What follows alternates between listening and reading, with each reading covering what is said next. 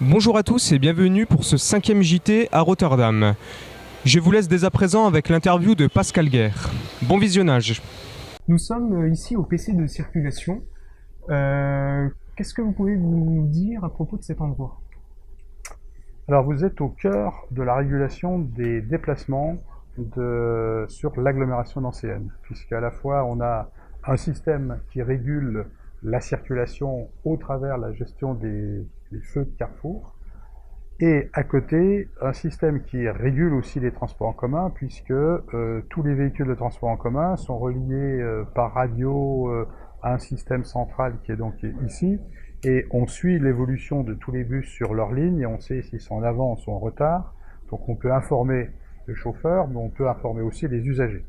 Les deux systèmes d'ailleurs, trafic et transport en commun, sont en liaison les uns et les autres pour pouvoir assurer une priorité pour les transports en commun au feu de carrefour, de telle façon que le véhicule de transport en commun perde le moins de temps possible sur sa ligne.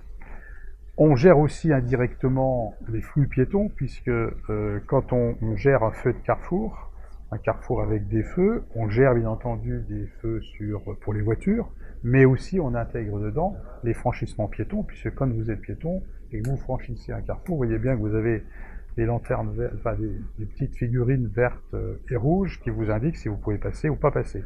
Et ces figurines s'allument de telle sorte que vous puissiez traverser en toute sécurité et ne pas être renversé par une voiture.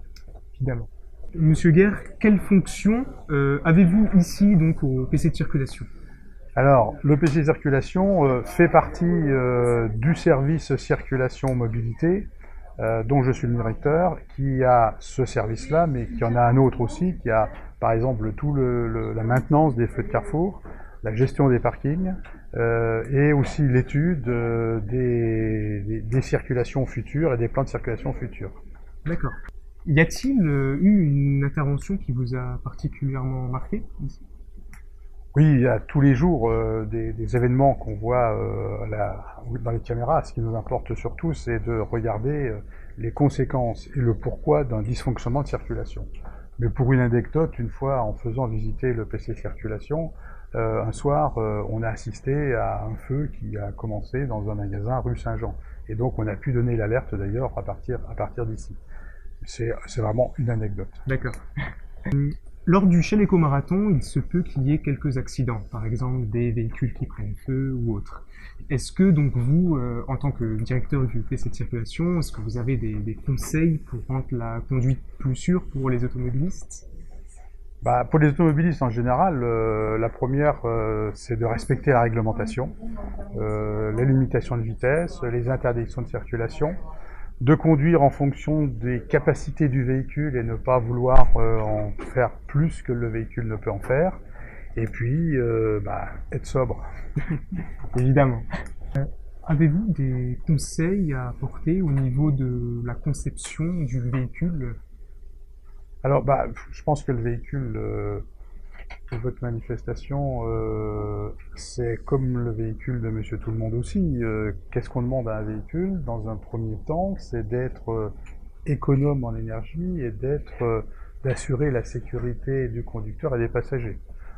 Pour les passagers, il n'y en a pas beaucoup, donc au moins qu'on assure la sécurité donc du conducteur et surtout la sécurité aussi des spectateurs. Parce que là c'est pareil, et on voit que dans les véhicules qui sont conçus maintenant, la sécurité prend une part très importante, ainsi que la consommation, puisqu'on cherche à avoir des véhicules qui consomment le moins possible. Donc je pense que pour la manifestation de Shell Eco-Marathon, c'est exactement la même chose. D'accord. Et sinon, pouvez-vous nous parler des projets que vous aviez fait à l'Estine auparavant? Oui, ça fait bien longtemps. C'était au début de l'informatique et j'avais fait en seconde année un projet lié à la chimie et on avait monté un pilote pour réaliser un prototype de produits pharmaceutiques. Et pendant les troisième et quatrième années, puisqu'on était une école à 4 ans à ce moment-là. J'apprends quelque chose. Voilà, c'était une école en 4 ans. Des projets informatiques, et en particulier j'avais fait des projets informatiques de l'Est républicain. D'accord, très bien. Merci, Monsieur Guerre, de nous avoir accordé votre temps pour cette interview. Ça nous a fait plaisir et on espère que vos conseils seront utiles pour les internautes qui visionneront cette vidéo. Écoutez, je vous souhaite bonne chance et surtout que l'équipe gagne car vous êtes des représentants de l'estime et par vous, l'image de l'école ne peut que s'améliorer. Merci. Comme nous vous l'avons indiqué hier soir, nous avons rencontré un problème avec le joule-mètre lors du Shell Eco Marathon. Ces difficultés sont liées à un vide réglementaire concernant le règlement du Shell, et Shell nous a donc demandé par conséquent de modifier notre partie électronique hier soir. Comme le problème venait du Shell, ils ne nous ont pas pénalisés. C'est pourquoi Shell nous a donné un run supplémentaire, c'est-à-dire que nous allons parcourir 2 runs aujourd'hui et 2 runs demain. Non più tra i farfalloni amoroso, notte e giorno di torno girando, delle belle turbando al riposo, Narcisetto a dolcino d'amor. Delle belle turbando al riposo, Narcisetto a dolcino d'amor. Non più avrai questi bei panacchini, quel cappello leggero galante, quella chioma, quell'aria brillante, quel vermiglio d'onesco color, quel vermiglio d'onesco color. Non più avrai quei pennacchini, quel cappello, quella chioma, quell'aria brillante. Non chiudrai farfalloni amoroso, notte e giorno di torno girando, delle belle turbando al riposo, Narcisetto a dolcino d'amor. Alors ce matin nous avons effectué notre premier run. Donc Valentine, tu étais la pilote. Est-ce que tu peux nous en dire plus? Comment ça s'est passé? Est-ce que tu as rencontré des difficultés? Le score que tu as fait? Donc ce matin tout s'est bien passé. J'ai pas rencontré de difficultés particulières car encore une fois on était dans les premiers dans la file d'attente. Donc j'étais presque toute seule sur la piste, surtout sur les premiers tours. D'ailleurs je tiens à remercier toutes les personnes qui se lèvent tôt le matin pour faire la queue, et ce qui nous permet d'être vraiment d'avoir un confort pour les pilotes. Au niveau des performances, on a fait ce matin 118 000 joules par kilomètre. On est assez content car c'est assez proche du record de l'année dernière. Et on avait une marge au niveau du temps qui était assez importante, donc on peut vraiment s'améliorer. Donc on compte surtout sur les runs de demain pour faire une meilleure performance. Ben écoute, bien que tu sois fatigué, merci de m'avoir accordé ton temps pour répondre à ma question. Alors Loïc, aujourd'hui on a effectué notre deuxième run. Cependant, la pilote a dû s'arrêter parce que il y avait un problème concernant l'électronique apparemment. Est-ce que tu peux nous en dire plus sur ce qui est arrivé? Alors en fait notre véhicule utilise des batteries lithium polymère et comme toute batterie de ce type, on doit utiliser ce qu'on appelle un BMS. Donc c'est une carte Battery Management System qui en fait va gérer les défauts de la batterie qui peuvent être la surtension, la sous-tension ou encore la surtempérature.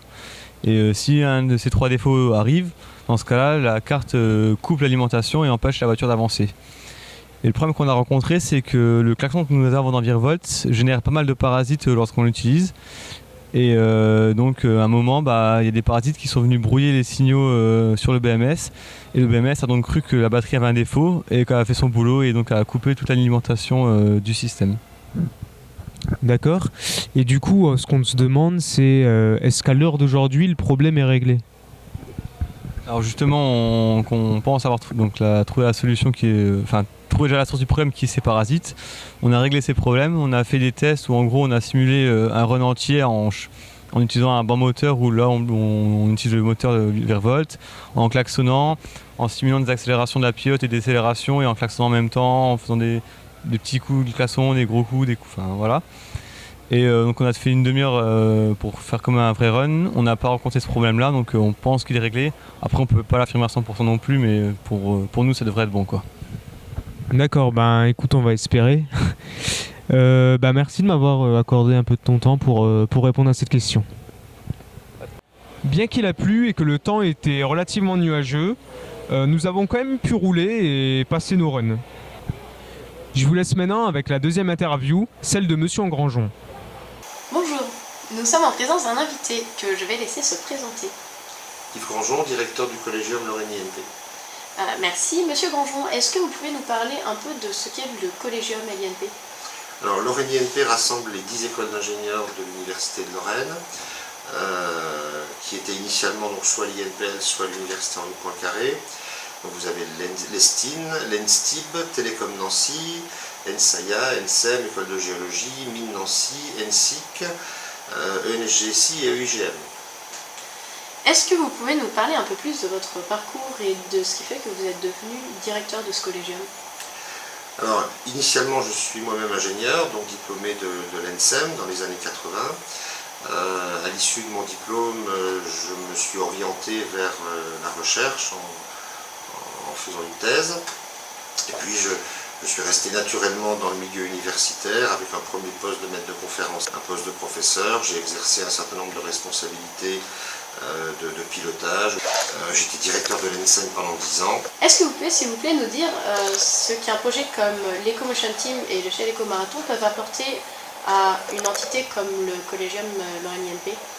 Je pense que ça peut apporter deux choses. D'abord, c'est un projet pédagogique qui permet aux élèves ingénieurs d'appréhender un certain nombre de problématiques, on va dire en situation réelle.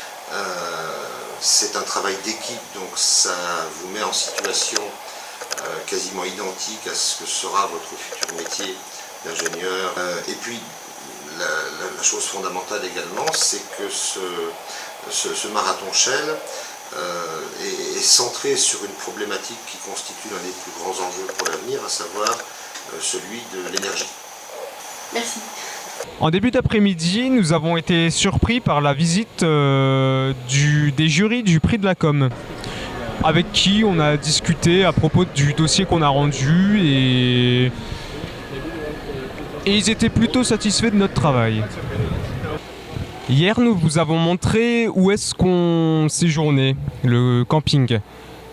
Mais les tuteurs dans tout ça, ils sont à l'hôtel. Nos tuteurs sont logés dans un bel hôtel comprenant une belle vue sur Rotterdam, une grande chambre, une salle de bain personnelle munie d'une baignoire. Enfin bref, c'est largement mieux que notre camping. De plus, ils ont un restaurant, alors que nous, non. Merci à tous d'avoir visionné ce JT. Je vous laisse avec le bêtisier.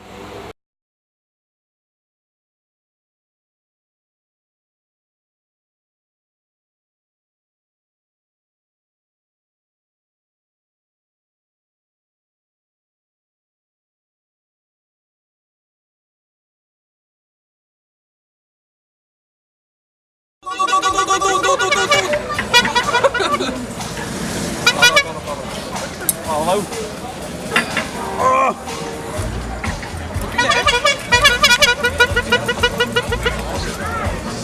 On est venu pour faire le bêtisier. Excusez-moi, c'est à qui?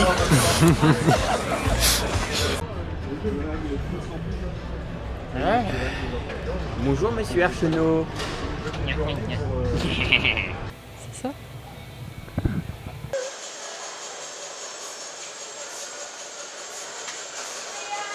Cet instant de travail de qualité vous est proposé par l'EcoMotion Team by Estin. Alors tu vas tuer. Et ça passe où? Ça enregistre 20 minutes en fait d'un coup. Tu paraîtrais presque bronzé en fait avec le truc. Ah, on va paraître bronzé. Ok, petite interview. Pas une phase de cul. Petite interview avec ma gossure, Allez. mon gars sûr et eux. On les connaît pas mais... Mais ils sont là.